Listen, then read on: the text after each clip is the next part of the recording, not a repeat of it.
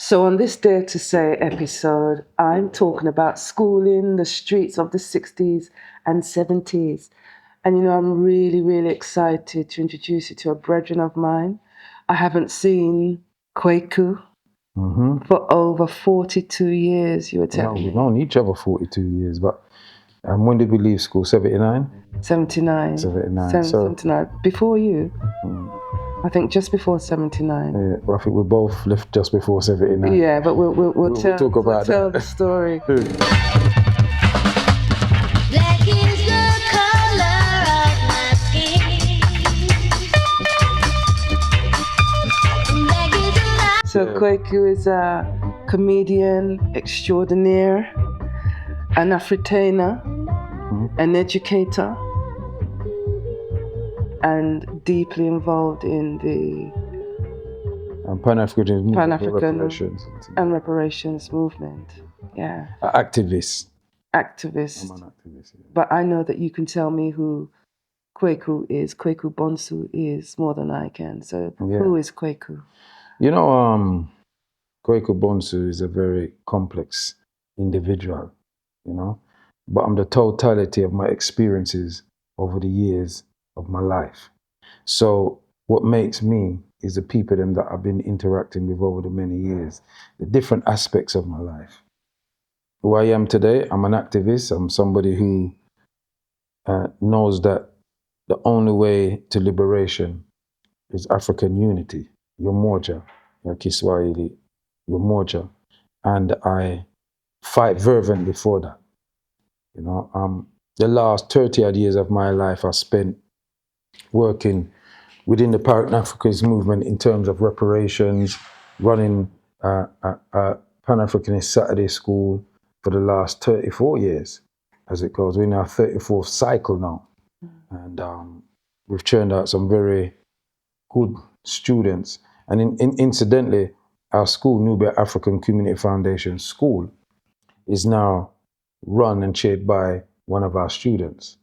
So even though we still teach there, they run the school because, we believe in the concept of giving power to the next generation, not waiting till them turn old and all and sitting there. Like a lot of these leaders around the world who's all 80 and 90 and still want to stay in power. They need to move over and give younger people the opportunity to take the reins because they're going to have it anyway.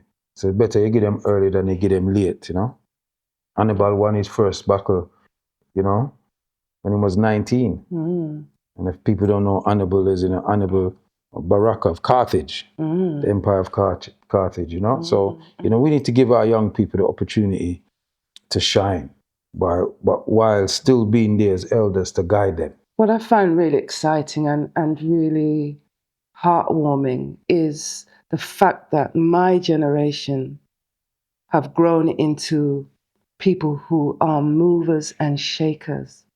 But I want to kind of go back now and look back at the 60s and the 70s. What was it like for you growing up, born in the UK? But before we go there, I also need to let the people know that I'm part of a radio station called GalaxyFreeway.net. I was going to bring that. Yeah, so, that's another aspect of what I do. But we can talk about that later. Yeah, we'll talk about What was the 70s like? 60s, 70s? 60s. Yeah. Well, 60s was a family. Was primary school, grew up in Brixton, off a place called Acre Lane. And, live in the house with my siblings and mum and dad. And, it was that kind of era where your cousins were like your other brothers and sisters. Yeah, that because family network. Yeah, they came around your house, mommy house, I cook big pot, them just in case pot. Just in case somebody come. You have to give them something to eat. And, my mom's 92, she still does that. Wow. She's still cooking at 92. It was vibrant, it was cool, very cold back in the 60s. Yes. But I suppose as children, that never bother you. As long as you can go outside and play, you never business, And were you really conscious of identity as a young child? And if so, when did that sense of knowing who you are as a young black child come to you? Incidentally, my oldest brother, who's now our ancestor, Old Tight Scott, Rest in peace. He was in the Black Panther Party Oh. when I was young. So In the 60s? in the 60s, yeah. Oh, okay. You know, Darker Sound, them man used to run it. But that them time he was like 15, 16, them ages. You know, and I would have been about 5, 6. Them time they're just going to primary school. So there was a ever influence of black pride that he brought in the yard. You know, black power and him, something that How did your parents cope with that? you know, my dad was just a cool hombre. My dad, nothing bothered my dad. Really. My mom, you know, mom was a Christian, still a Christian till today, you know. And so she was on the church runnings. You know them way there? So that never really kind of never to be quite honest, you know, through so much people used to come through with us, like my cousin them. You know, my cousin them was Rasta. You know, Trevor, he's still a Rasta till today. You know, and he's 70 odd. Oh. You understand? So we had those different kind of group of people coming in the home. And then in the area again, you know, we grew up in an area where, you know, there's a lot of our people in that area. So it never really, the people that I tell you, if you do, talk proper English, you know, but they might talk in a patois, I tell you if you talk proper English, Yeah. you know. Just about that, but in general, you know, I mean, if I tell you a true story, my first experience of what they would define as racism now, because I see Europeans don't just know, so them was racist now. You understand me? But we know that long time from where I used to grow up. But I always remember when our house was at end of terrace house. And I remember one day I was, I don't even think I'd started primary school yet. I must have been about 4 years old, 4, 5, something like that. Could have just started primary school so long ago. However, I was playing with a tennis ball on the wall. And this little European boy, about the same age as me, he had I never forget it, he had a Batman coat. You know, one of them Batman cape, you know? And him come over, and me throw the ball against the wall and take the ball. But me think same want to play with me. But the man run off with my ball. So I run him down. Yeah. I'm going to grab him by him cape. And the Cape Crusader took a fly. I'm give him 2 lick and take the ball. Well, what happened is now him run go get him brother. His brother was older than me. His brother could have been round about 10, that age, you know? And him come and lick me and made him catch up. But I couldn't angle him because he was bigger than me. So I'm going to get my brother. And my brother come now and give him some beating. Then he go get him mother. And the mother come. And I remember she called us, you little black gollywogs. Nignogs. You know them name there? And of course I'm go for my brother. But what happened is, my mom come around the corner. The mother give a woman there some beating, you see. But it never done this so. She run go get her husband. And when the husband come, mommy put it on him too. Okay. Now my wallet was dangerous, you know. And call police and all them something there. And the police says, them days, the police them, although them have like a racist tendency, but them was a bit more tolerant in certain aspect. Because the police warn after brother. The white man tell him, said, don't come here, and if you come back at this woman again, we will arrest you. Oh, that's a first. That's That, great. that did happen. Yeah.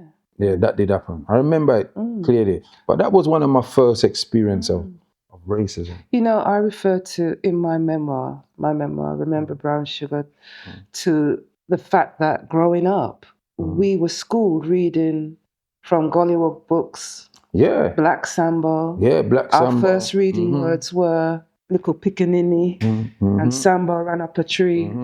You know, so, you know, the fact that we... Remember them used to have that jam? The jam jar. That jam jar with the gollywog pan it and all them something there. You remember that? Yeah, I remember them something we there. had to grow up in an environment where we were schooled, not really recognizing that subconsciously, you know, our minds were being conditioned to the racism, you know. And I mean, in terms of that incident, how did it make you feel about your own identity? Well, you see, in my yard, you know, we're strong, you know. And in a few area, in the little Brixton area, we were proud black people. Yeah. Nothing could falter we. And I suppose that's why they wanted to destroy that. They wanted to destroy that kind of feeling. Because we were proud black people. Has that changed now, do you think? Well, Brixton have changed. I mean, Yeah. you know, Brixton is all Europeans live there now, and it's just totally changed. You know what I'm saying? But that community, that pride, and that tune, Black Pride, you know, in our teens, and we heard them tune there, it gave us, you know, it gave us a lift because we were proud to be black. You know, them days when we was growing up, you had Muhammad Ali, you know, and you see this famous black man, just a cuss off white people. You know what I mean? So we had things that, and then because we was living in an area where there was a high concentration of African people living there, you understand? It gave us that kind of strength in ourselves. Incidentally, I remember I got in trouble at school, and we're talking primary school. And I turned to the teacher and said, "You don't like black people." That's what I said to them. And they suspend me. In primary, they Yeah, suspended. primary, yeah, they sent for my mother and tell my mother couldn't come back out of school until she took me to go see psychiatrist. Because I think they don't like black people. I was young, I probably was about 7, 8 them time there. Interesting. And my mom took them to court and won. You know, what not a lot of people know, which we're going to share, is that we were at the same secondary school. Yeah, the same Kingsdale. secondary Kingsdale, yeah. Big up to all the Kingsdale, massive. Yes. The we're here 70s. now. But what a lot of people don't know is that I got expelled from school, and you never knew that. No, I never knew that, Paul. And I never knew you got expelled. I got expelled as well. And we got expelled We at got the expelled same around time. the same time. Same time. When we look Yeah. back, it was about like 3 months different. 3 months difference, And I that's can't right. say that it's something I'm proud of, but it was the circumstances and the situation that we were facing as youth. No, me proud of my in expulsion. schooling. Me proud of it. All right, you proud, but for me, Me proud of I my don't know if I'm exposure. proud. Because me know why me get expelled. Well, I know why I get expelled. And me proud of that. Me not take back no Listen, talk on all right, that. Ruffian, listen. Listen to me. So I'm saying, you know, we hadn't seen each other. We've only just recently really met up again. I think it was earlier on this year. Earlier on this year, and wasn't it? really spoke about what it was like going to school and the issues we had to face as young black kids. What was secondary school like for you? And you say you're proud of it, but I remember you sharing a disappointment still because you were quite, you know, bright at school. You see, the thing about it is this. My mother sent me to Kingsdale because she didn't want me to go to none of the school in the area that I grew up. She didn't want me to go Henry Tartan, Kennington Boys, Tulsil, or boy for them school there. You understand me? Because she said, me have too much friend. But my mom did me a favor in a sense that she widened my friendship, you know. However, going to Kingsdale, I remember I knew nobody. You know, most people go to a secondary school, them have a friend or them know somebody from their school. I knew nobody. I didn't know a soul. You became very popular. You know, and I suppose the first probably year in school, I had a lot of fights. Yeah, and you have to fight. You have to fight for kind of defend up yourself. But remember, for school, you know, was mainly white people in another school, you know. Because we have to bust up some white boy in another school, you know. You know. But after settling down, I quite enjoyed being at school. You know, I enjoyed my friends. I enjoyed certain classes until around about the third year, when they put us in all these kind of rubbish classes. And, you know, you're probably going to need a longer time to interview me, to be quite honest, because there's a whole story behind that. But in general, you know, there was a battle between us and the teachers. And there was a particular deputy ed teacher that came to that school, a man they called Mr. James. You remember him? James. Yes, yeah. James was a racist. He came from Australia, and he was a racist. But that's what I mean. You know, when we were going to school, we had to navigate ourselves through this. It was really serious. Yeah, he was a racist. You know, so that if I tell people I was expelled, they say, "What, you?" But it was the climate and the environment that we were in, and there were perhaps a lot of young black kids in our generation being turfed out of schools because we dared to stand up for ourselves. But what was the impact of the expulsion for you? I think, you know, I need to tell the story behind my expulsion, because just to say, I got expelled, you know, people have an assumption about young black men and women who get expelled in those period of times. They were just a troublemaker and things like that. You know, I had a younger brother that came to the school. And cut a long story short, a teacher was attacking him. Mm-hmm. And it's interesting because the class that I was in, I never forget, it was a double period of maths. It was with a teacher called Mr. Hunt. I don't even know if Mr. Hunt alive today, but he was a rubbish teacher. Mm-hmm. He used to just come in the class, put work on the board, and then the man gone. Dig up, gone, nobody know in there. Mm-hmm. Anyway, this particular day, we in the class, I'm the one who got tired. I asked him if I got tired. So you can give me a note. Because them tell me if I walk with note. And I'm going to type, but something told me to take the scenic route. Okay. So I'm taking the scenic route, Yeah. and then I saw my brother's friend, and a man called Mr. Travers. I call out them name, because I remember them boy there. Mr. Travers, he was a judo teacher. Mm. And he was, I think he was Your memory comes. Lapswood. Lapswood, that was my house. I think he was deputy, he was postmaster for Lapswood. Mm-hmm. And I can see him face right now. I see him, and I hold up Stephen. I said, Steve, where going? He got there, we're beating up David in the car. I said, what? So him turned to me and tell me, say, me for go back a class. I said, no, so I push past him now. When me open, because I was in Halacom. Halacom House, yeah. Halacom, Mr. Borden. I remember Mr. And Mr. God, what's his No name? worries, sir. Yeah, but him. And Mr. Borden was a housemaster, but this was the deputy housemaster. See? And when me bust in the room, me see the man of my brother hook up in him throat, so. And we're talking with my brother would have been he was about 12. 12. So I said, sir, what you doing? And the man tell me for F off. I just draw the chair and bust him head. Boofum. Yeah, man, and I saw it go. Me and them catch up, Travers come in, and I'm going pan him, and then, remember Michael? Mikey come in there, and Owen, and boofum, bust up the boy there.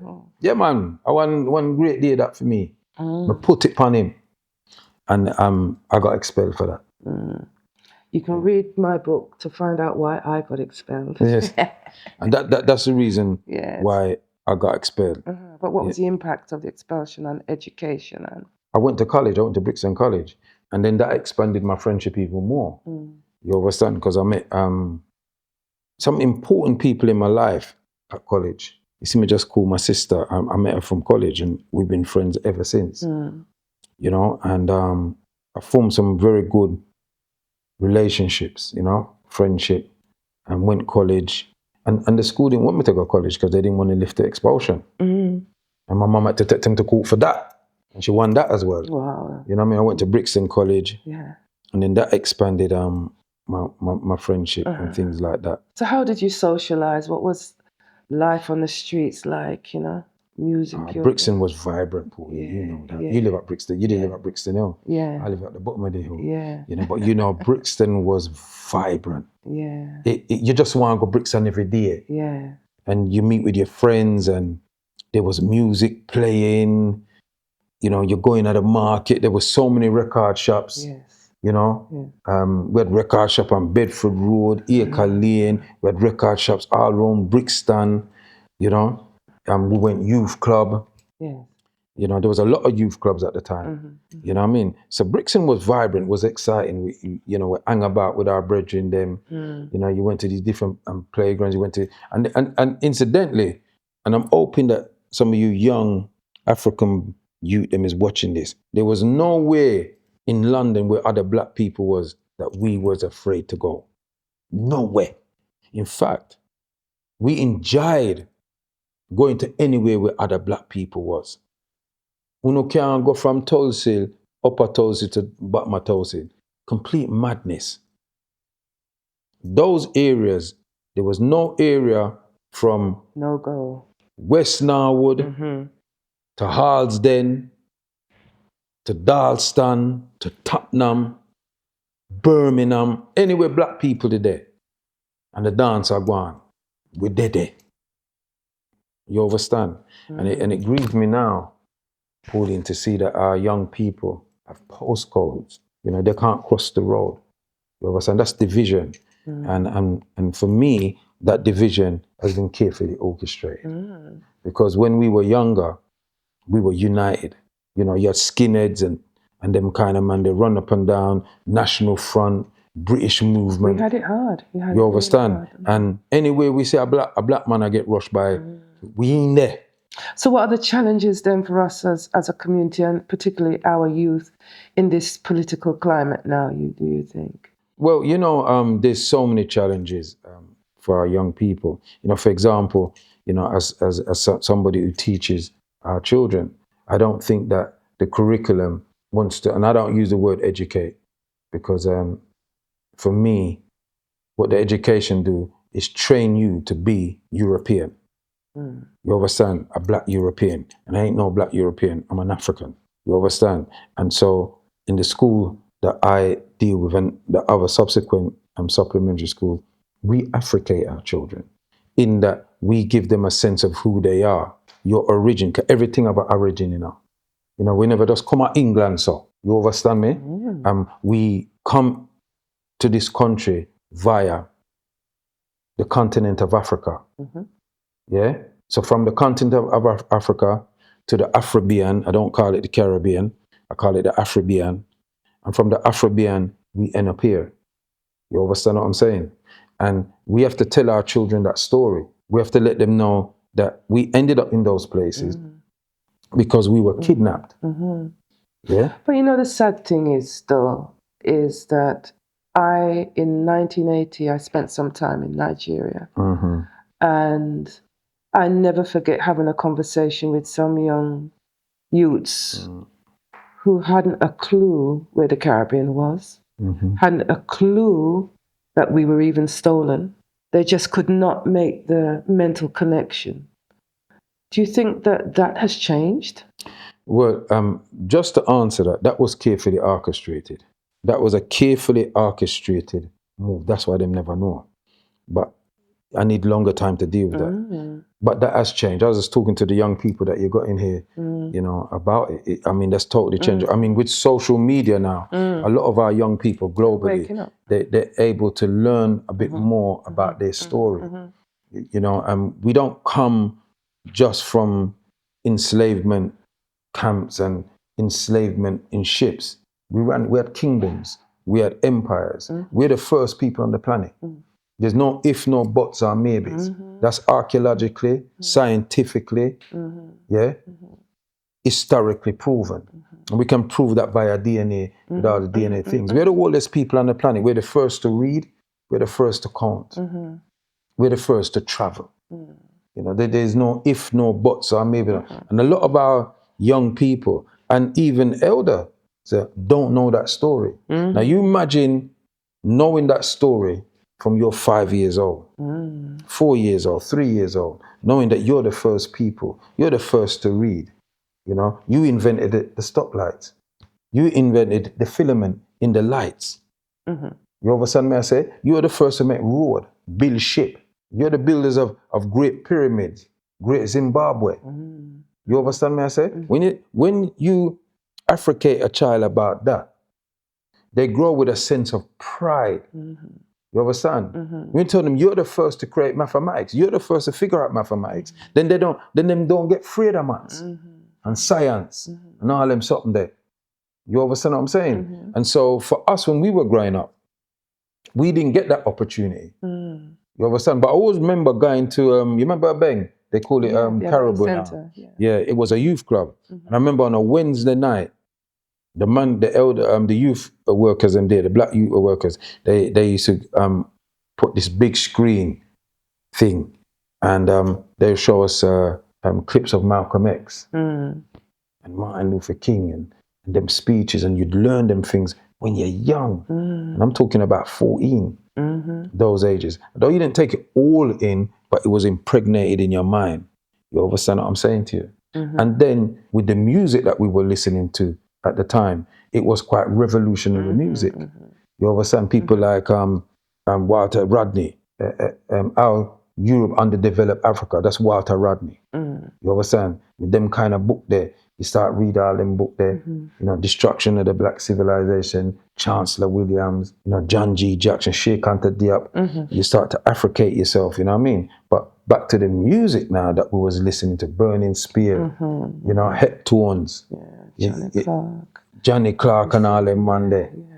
Sugar Minott and Dennis Brown and Gregory Isaac and Third World and listen, the dancers should be in schooled me. in school all of us. Yeah, in history, yes. Because I first heard about Marcus from I'm through listening to his music. Burning Spear. I'm listening to Burning Spear. How important, you're part of the UK reparations movement. How necessary is the reparations movement? And do young people understand that or connect with that? How do we build that bridge? Well, I don't feel that enough of our young people connect with it because they don't know. They don't know.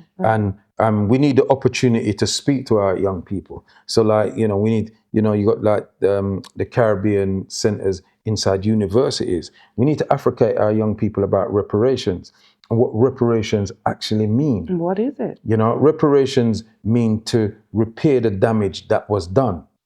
That's in a nutshell, that's what it means. Yeah, it involves self-repair, restitution, rehabilitation, non-repetition. You understand me? What our young people have to understand is that when the so-called Emancipation Proclamation happened in 1835, 1833, our ancestors didn't get their freedom until 5 years later. And what the Europeans did, freedom, they paid the enslavers compensation for loss of profit, of property. I want to understand this, They paid them to the tune of something like 40 million back at them, but them borrowed 20 million. And that 20 million, the interest on that 20 million, they only just finished paying it in February of 2015. Now the question, because a lot of young people say, that was back then, forget that. It was a long time ago. We got to go forward now because enough of them got white friend and all them thing then, them feel embarrassed to talk about them thing. But if it was that long ago, who was the government of Britain paying up until 2015? And, don't believe me. Don't take my word for it. You can go and look it up and research it for yourself. What are the expectations of the reparations? What do we want? Well, you see, first and foremost, we want control of our resources.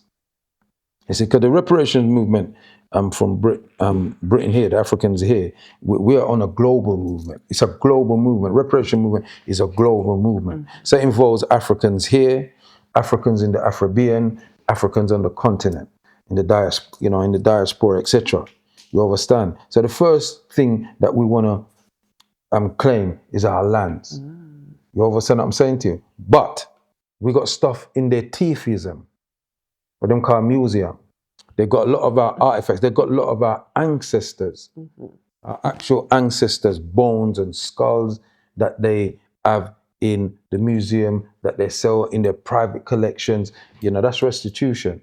We need to reclaim those things. I mean, some people might be familiar with the bronze, Benin bronze and things like that. But they have this holy AI thing. They could fake it and give our people back the fake ones. You understand? So that's one of the things that we want. We want to make sure that while we're here, the curriculum implements African history, proper African history, taught by Africans who know the history, not with them one for tell we. You understand? And obviously a lot of people think about the money. There's a compensation part of reparations, but that's very complex. It's something that we're going to sit down globally as a people and organize ourselves because they owe us big time. You understand? And we can't ignore the financial aspect of reparations. Yeah, but the ability for us to have our areas, because they gentrified a lot of our areas. So we couldn't afford to buy in the areas that we grew up. We had to move out of it because they wanted to reclaim back the inner cities because it's close to the tube, it's easy to get in the city and all them type of things. We need to own buildings. We've been fighting for so long And what comes to mind is the riots, the Brixton riots, Yeah. and the New Cross fire. What are your memories of? Well, the bricks in the Pan-Africanist movement, we don't call them riots, we call them uprisings. Okay. And riots is people who's unruly, just go up there for rob. No, it was I reactive. stand corrected and Yeah, affricated. yeah, it was an uprising. A brother got stabbed. An ambulance was called. They sent him a police van. They put him in a van. Didn't want to take him to the hospital, and brothers had to take things into their hand. To get the brother out there, get him to the hospital, and the uprising. That was just like that was a straw that broke the camel's So back. there's lots of frustration. Because in those days, as a young man, a young woman growing up, it wouldn't have affected you that much, but it would have affected you that you'd have seen your brothers them being stopped by the police on a regular basis, searched, taken, kidnapped, and taken to the police station and charged for sus. But has much changed now? To be honest, Pauline, to say things not change would be a lie. And I don't want to tell no lie. But it hasn't changed much. Babylonian name, please. Yeah. But Shezzie. Shezzie. It would defeat some of the sacrifices that people's made. Things are different these days. We can challenge the police now. Yeah. The reason why the police them have a body camera is not because the police wanted that. Yeah. It's because a campaign by a sister called Marcia Rigg, the sister of Sean Rigg, who was murdered by Brixton police. Yes. You understand? She moved and advocated and to get them to wear body cams. You understand? Them never really want it because them go on with them little skullduggery. You understand? And so we can challenge the police more now. They watch a bit more now. Although they're still institutionally racist, but things have changed. You couldn't challenge the police back when we were growing up. There was no challenge. Challenge you. Them take you for sauce. Them take you a Camberwell magistrate. Yeah. Some fictitious story they make up, and them find you guilty to tarnish you. You understand what I'm saying to you? And a few people succumb to that. You understand what I'm saying? Because I always remember a brother that I knew. He said, "Listen, man, Chuck, he got nicked twice for sauce," and he said, "Boy, well, if them go find me guilty for something I never do, we might have start. Yeah, I remember. You understand what I'm saying? That, yes. So in a sense, things has changed. You understand? I still believe the police are corrupt. You've got corrupt police. You've got racist people that go in the police force because they want to exercise their racism, and that happened when we were growing up, and there was nothing to counteract that. Yeah. You understand? Yeah. And so what happened in the first uprising in '81 was because of that. The second uprising in '85 was because when they shot Cherry Gross, my cousin Cherry Gross, and there was and the New Crossfire. There was an uprising. and then there was the New Crossfire, but the New Crossfire was in '81. Yeah. That was in January of '81, yeah. around about 17th, 18th of January '81, and then that led to the Brixton uprising. Yes. Yeah, 13 dead, nothing said. That's right. You understand me? Not even the Queen of the country even sent condolences to the family till this year, yeah. So the whole I know I follow them royal family. Them not like you. You understand me? So what would you say has been the progression of our community to date? I'm going to be very mahatical. Yeah? And Mahat is the ancient Kemetic concept of truth, order, justice, righteousness, reciprocity, and balance. I don't think as a community we've advanced very far, but I think as individuals we've advanced very far. Individually, a lot of us are doing very well. It's very interesting that you should say that. What is it going to take for us to come together? I want Nigel to get in power, mate. Come on, Nigel. People like that. So you mean up the ante? Yeah, because people like Nigel Farage and that old group of men them who coming out to show African people in this country, unless you unite, this is what's going to happen. You understand? Only when you move as a unit can you accomplish great things. So yes, individuals in our community are doing very well. A lot of us has done well individually, but collectively have we done well? I mean, you imagine as African people, we were the first people in this island. Cheddar Man tells you that. You understand what I'm saying to you? And there's no area that you got that is an African area. Like, just we control that area. We own all the businesses. We work with our Barclays, not West Side, anything that we are control them thing. They no. But other groups have come here after us and they have areas that they control the entire area. Why do you think that is? You understand? Yeah. That's rooted in slavery as well, because, you know, when we fought for our freedom, and I just want people to know that, you know, no European freed Africans out of enslavement. We freed ourselves. We fought them to the negotiating table. Remember me tell you. Yeah, you need one thing that Africans in the diaspora must study is the history of Haiti, from 1491 to 1804. They need to study the history of that, and you will see why Haiti is being attacked today. We fought for our freedom. Nobody never give we freedom. Them did I forget to it, because those ancestors decided liberty or death. They were living a dead life anyway, so better you do something about it. And they never forgot where they came from. You see, so if you was never free, you wouldn't fight for freedom. You understand? So it's rooted in that. So after that, after we freed ourselves from chattel slavery, because slavery still exists, but it's mental slavery. You understand? Yes, definitely. But when we freed ourselves from chattel slavery, what they did, they brought in the Asians as indentured servants and put them there just to keep us there. You understand? And they did a similar thing here. So in the context of Black Pride, and if I said to you, remember brown sugar, what would that mean to you? Brown sugar brought back some memories, boy. You know, well, you know, Shezzie, we were at school when you was in brown sugar. That's So right. it was, you know, we had somebody in our school who was famous. You know what I mean? You know, you and Karen Wheeler. Yeah, singing. And I always remember you two at school because you was always singing. You sang in the corridors. You got in trouble from singing in class. That's true. Yeah, you two was always singing. So it was nothing surprising for me to know that you made a tune. You understand? That wasn't surprising because that's what you did. You understand? And you were a brilliant singer. And I was proud when I saw, you know, Karen end up in Soul to Soul and doing very well with music, and you, and you know, I was very proud of you. I was happy. It made me happy, you know.